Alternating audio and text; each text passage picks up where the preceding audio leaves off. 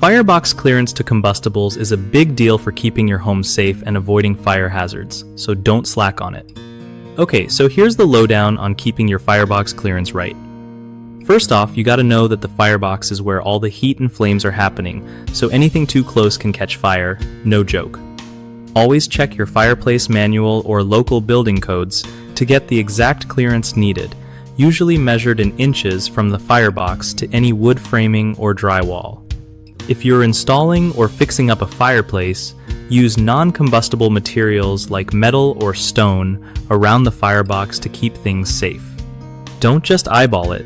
Use a tape measure to be sure you're hitting those clearance numbers spot on. If you find your clearances are too tight, you might need to add heat shields or move stuff away to keep that safe gap.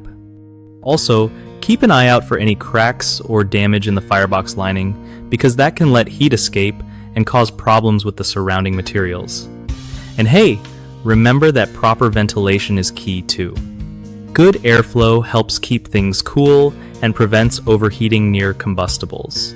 If you're not confident handling this yourself, calling in a pro to inspect and fix clearance issues is totally worth it.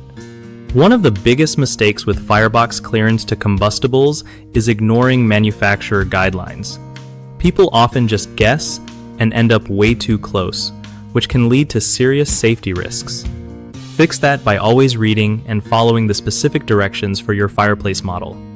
Another common issue is not using proper materials around the firebox. Some try to use wood or drywall right next to it, which is a huge no-no. Switch to non-combustible stuff like metal flashing or fireproof boards instead. Last but not least, lots of folks forget to check the clearance after remodeling or adding built-ins near the fireplace, which messes with the safety zone.